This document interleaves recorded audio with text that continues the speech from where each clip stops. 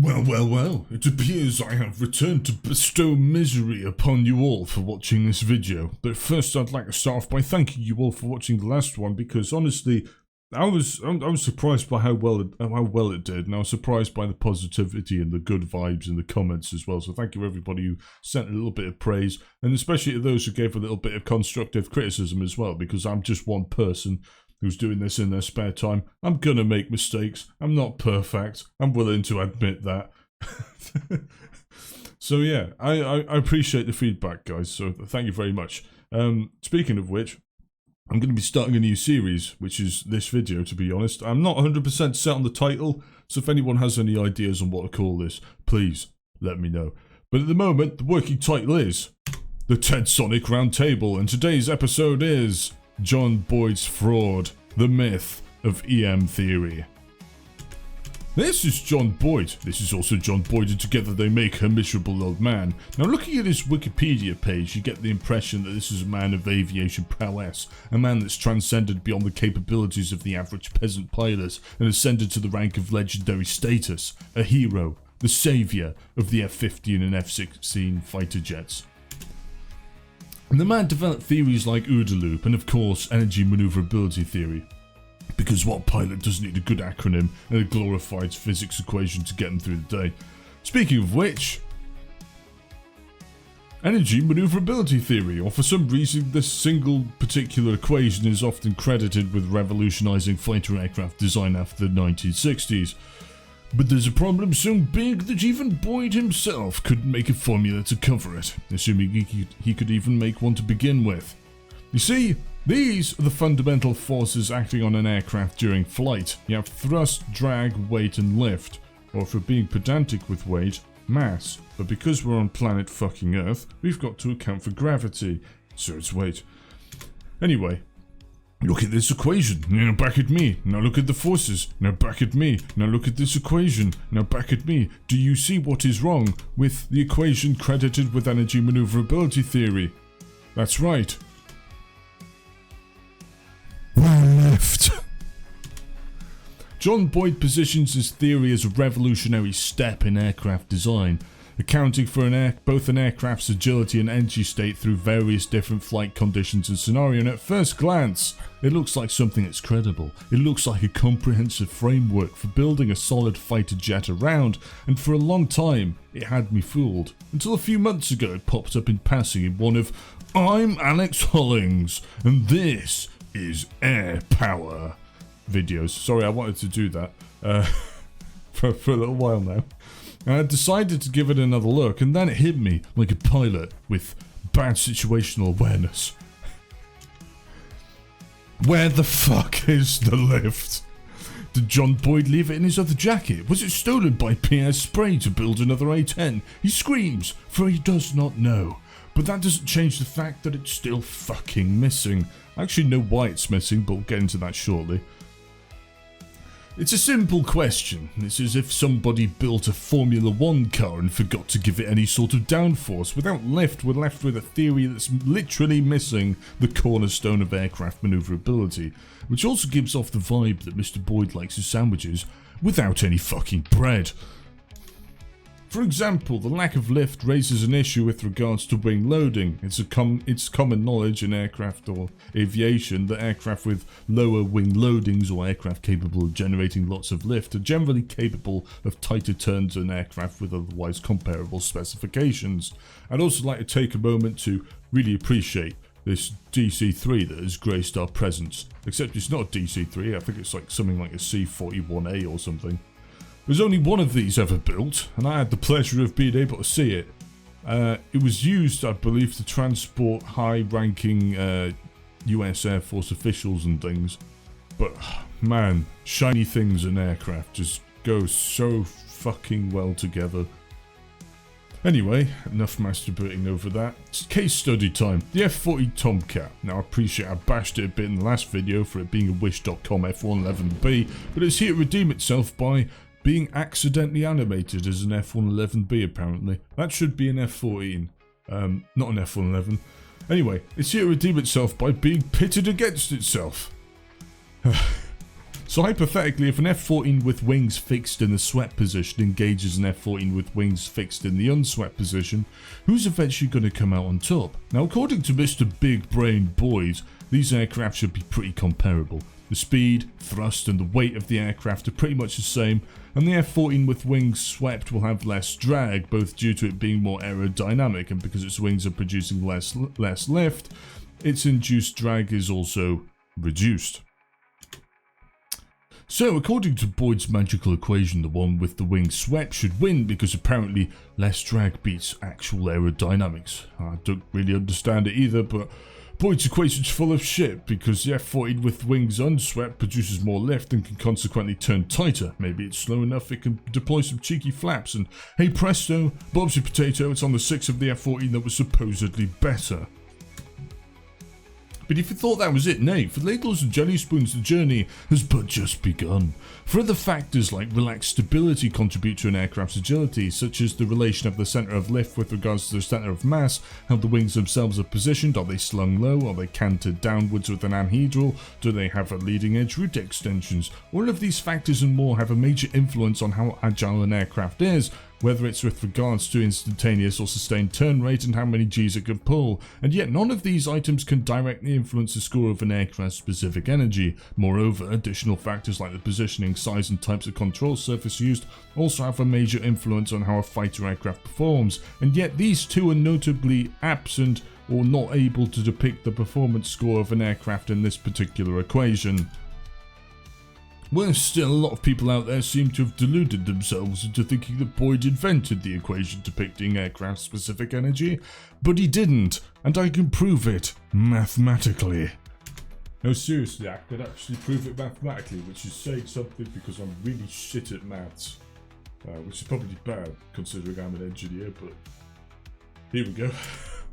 The equation on Boyd's EM Theory's Wikipedia page is technically known as, or at least I know it better by, something called specific excess power. I've also done the typical thing I was talking about earlier where I've accidentally replaced weight with mass. But the equation still works, it's just a slightly different way of going about doing it, but you'll get the gist, right? So I'm going to go with it anyway because I'm too lazy to change it.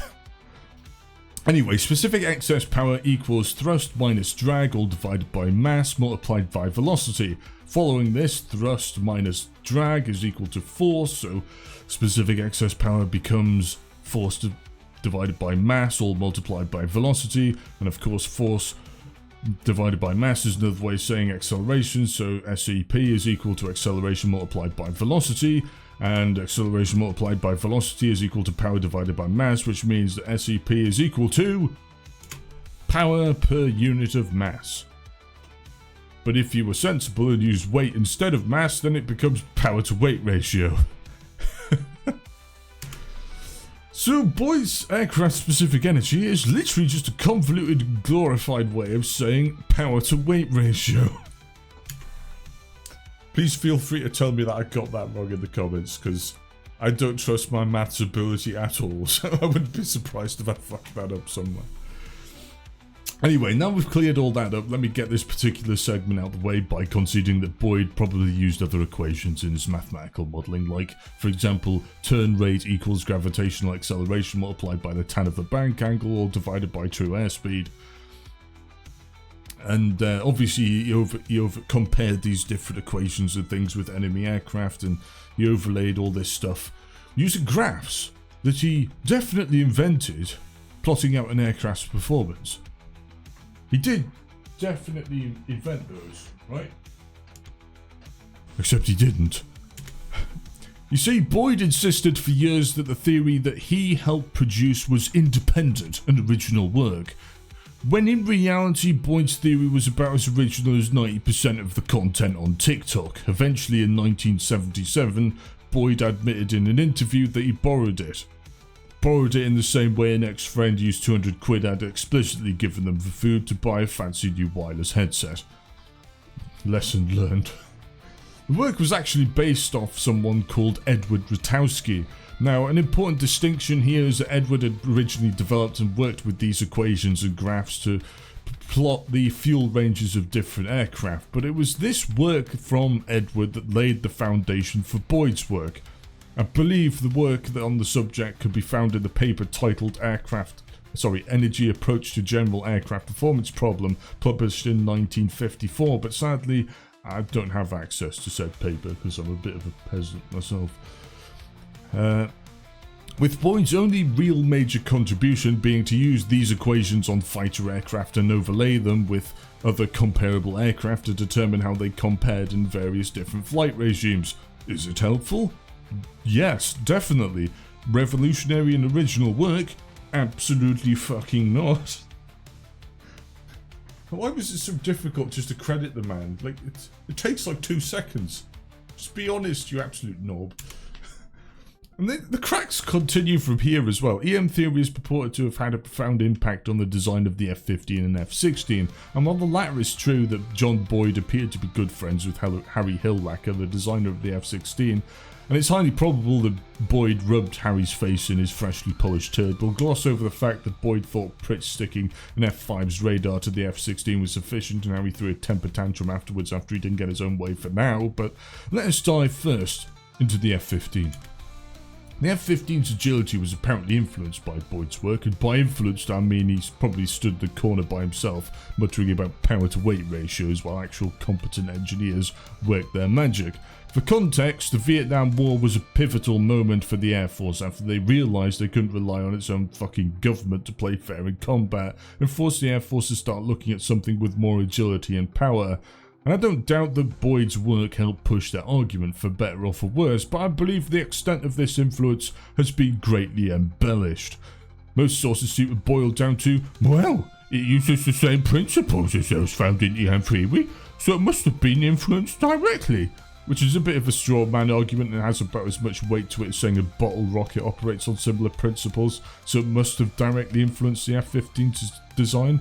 Outside of this, I really struggle to find anything that conclusively tied Boyd down to the F-15, outside of a sentence on his Wikipedia page mentioning how he was hired to assist with the mathematical analysis to support passing the F-15 program.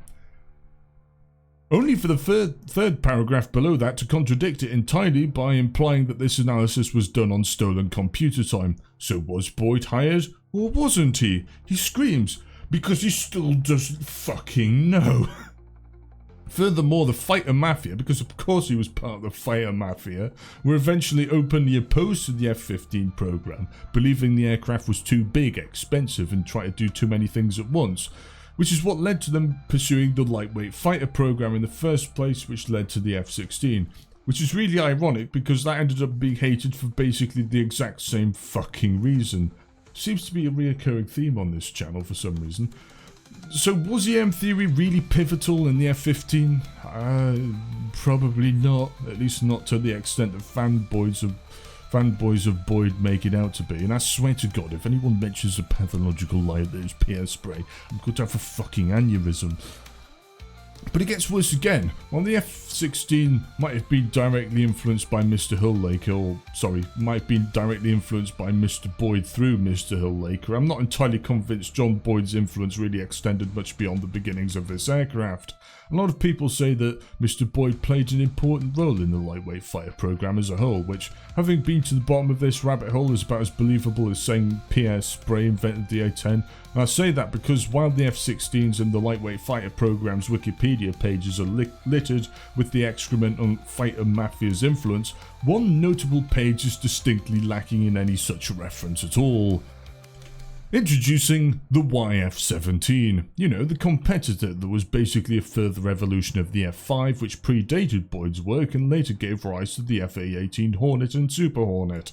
This aircraft was a competitor to the YF-16 and was very comparable to the YF-16 in a lot of ways. Both aircraft were exceptional dogfighting aircraft, with the YF-16 allegedly besting the YF-17 in high-speed sustained turn rates, and the YF-17 allegedly besting the YF-16 at slower speeds, and for the most part in instantaneous turn rates, probably due to those leading-edge route extensions.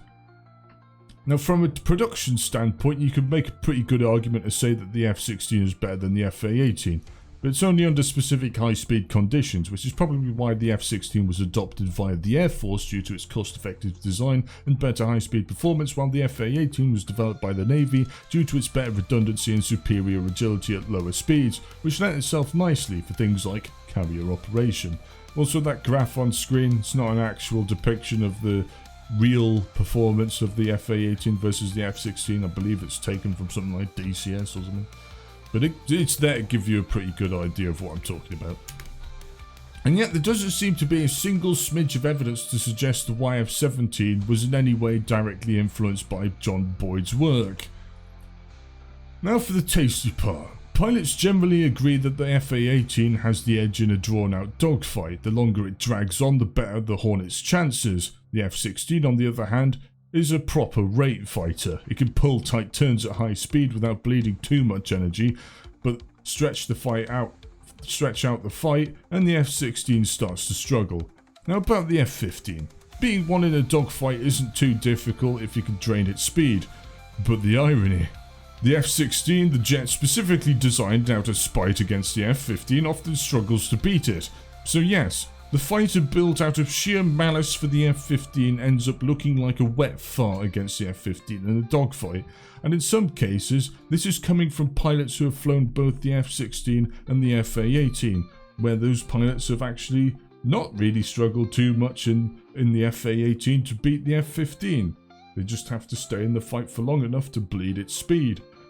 And I'm not surprised that Mr. Boyd threw a tantrum. I'd be pretty pissed too if my life's work amounted to an aircraft that lost the very thing it was designed to be better than, yet a competitor that basically ignored Boyd and his EM theory and instead developed a glorified F-5 was able to produce a plane that could beat the F-15 in a dogfight.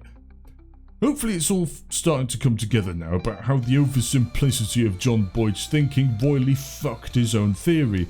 Not that his theory was wrong, no, just oversimplified and definitely not the whole picture and not nearly as revolutionary as he tried to make it out to be. I appreciate there's also some leniency needed here too, since there's a chance the F-15 might have been directly influenced by EM theory. And if that's the case, I couldn't find a source for it, but if it was, then you could argue that's why it beat the F-16. Although you then run into the issue on why the FA-18 Hornet is able to beat it despite there being no record of it using EM theory. Swings and roundabouts. Now maybe you're still skeptical, and I completely understand. I'm a random spanner on the internet who's never flown a plane in his life unless you count gliders, which is extremely unfortunate because I'm scared of heights. And before some smartass tries to give me another aneurysm by saying I'm scared of the possible fall and consequential impact and not the height itself, fuck you, the sudden impact wouldn't happen in the first place if there wasn't a fucking height there in the first place. I'm saying the first place a lot more than I feel like I need to, but let's continue. However, I have more arguments to bring to the table. If EM theory was the holy grail of fighter aircraft design, why is its usage limited to entirely within 2 aircraft?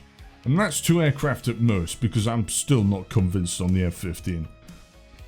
The F-22, for example, and the F-35 are 2 highly capable dogfighting aircraft, and the design philosophy of these planes isn't a secret, and yet, why is EM theory seemingly absent from both of these planes? Surely, such a revolutionary theory would have a profound impact on the future of America's air power. It just doesn't make any sense. Why is its usage limited to a single era in aircraft design and nothing beyond that? And sure, you could argue the F-22 and F-35 were built around 5th generation principles, but they're still both very capable dogfighting machines, at least seem like worthy adversaries to the F-15 and F-16 respectively, even within visual range combat. But the localization problem doesn't end there. Other jets like the Saab Gripen, the Su-27, the Eurofighter, the Dassault Rafale, all capable dogfighting machines renowned for their agility and combat effectiveness, and yet these two lack any apparent reliance or reference to Boyd's work or his EM theory. And I can't help but ask myself the question, why is the theory's usage not only limited to 2 aircraft, but 2 aircraft within a single country? This geographic and time isolation implies that Boyd and his theory is not universally accepted for having significant value in aircraft design, at least not to the extent that journalists and reformers claim. And as I alluded to before, the idea that these metrics weren't understood prior to EM theory is quite frankly ludicrous. I mean, for example, the Spitfire's wings were a modified elliptical shape to reduce induced drag, and the de Havilland Mosquito was made out of wood to also reduce drag and weight. Surprise, surprise, they gave it 2 engines to improve thrust. Saying that EM theory was crucial to the development of the F-16 and F-15 is to imply the engineers involved in the design of the aircraft had no idea how the forces of lift, weight, thrust and drag interact with each other on a plane, and how they impact an aircraft. If you argue engineers didn't use specific excess power prior to Boyd's work, then you're literally saying engineers had no idea what power to weight ratio was prior to the 1960s, which is quite frankly a load of absolute bollocks. Nobody looks at a fighter jet and thinks it would be better with less thrust. Nobody looks at a fighter jet and thinks it would be better if it was heavier. Unless you're suffering from wing buffeting problems, in which case you should probably look into that. And yet here we are in a time praising a man for basically stating something we already knew. This is very telling of Boyd as an individual. The man is quoted to have been a very abrasive and very argumentative individual, and such a bad father to the extent that most of his family wasn't prepared to drive the 15 minutes it took to see the guy on his fucking deathbed before he passed.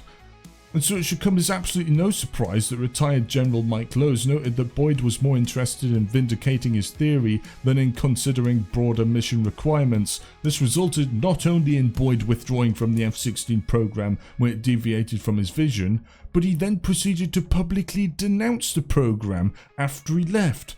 Worse still, according to the US Air Force Chief of Staff General Merrill McPeak, if you criticised his work to any degree that would accidentally give off the tiniest whiff of disrespect, he'd come and find you in the food court and literally physically assault you. Boyd was allegedly so insecure that he'd literally find you at dinner time and try to beat you up if you hurt his feelings. Does this sound like a man of silence? Does this sound like a hero? Does this sound like some American legend, or does this sound like a toddler spitting out their dummy because he's scared beyond visual range combat will make his careers and life's work obsolete? But somehow it gets worse again, because Boyd preached the value of efficient energy management in combat, and yet one of his most well-known nicknames is directly derived from him literally doing the complete fucking opposite of this. Boyd was sometimes dubbed 42nd Boyd due to his ability to defeat his students in combat in less than 40 seconds. However, he often achieved these victories through maneuvers that directly contradicted his own fucking teachings. So, story time. Imagine this, you're a student fighter pilot learning from this man who's supposedly one of the best pilots the US has to offer. He tells you in great detail about how to carefully and effectively manage your aircraft's energy in order to outturn and outrate your opponent. Before long you find yourself in the scenario he's famous for. You're on Boyd 6, prepared to put all you've learnt to the test. You're turning, you're diving, you're doing your absolute best to ensure your aircraft is operating in its most efficient flight envelope when suddenly Boyd pulls back on his stick in a move known as splitting the throttles. No, in a move known as flat plating the bird, slowing his aircraft from 400 to 150 knots, forcing you to overshoot before you hear him radio guns, guns, guns to confirm he's killed you.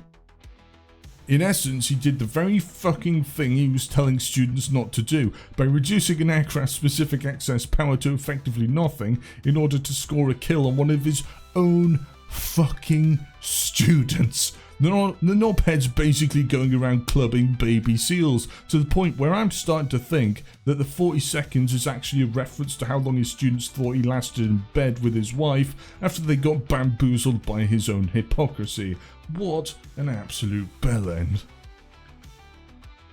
And this is why I no longer see value in EM theory. Not only is it at best a gross oversimplification of the forces at play during combat, combat, but Boyd himself didn't even abide by his own fucking theory. This is why EM theory isn't a true measure of an aircraft's agility. It's a measure of energy retention and an aircraft's turn rate under very specific flight conditions. It should really just be called aircraft power to weight ratio and to push an aircraft's turn rate following straight and level flight. Like I say, shitting out something we already knew and buffing it into a polished turd. Worse still, even the fucking fighter mafia eventually turned on him.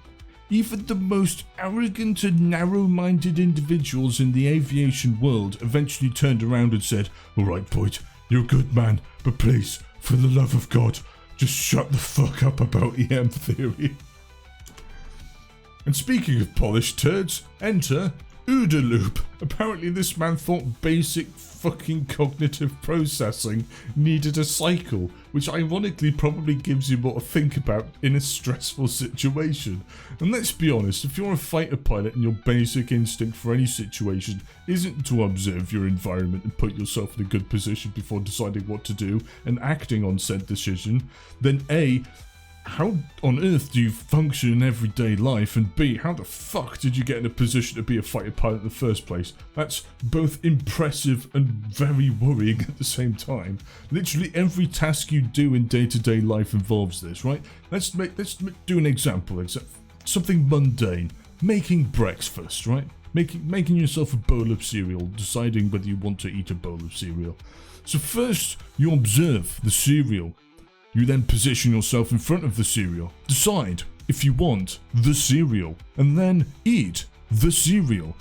Worse still, the theory was actually coined long before Boyd came along. I mean, for example, a German World War II pilot by the name of Erich Hartmann summed up his combat tactics with see, decide, attack, reverse, with reverse prompting repositioning and re-evaluation of the situation.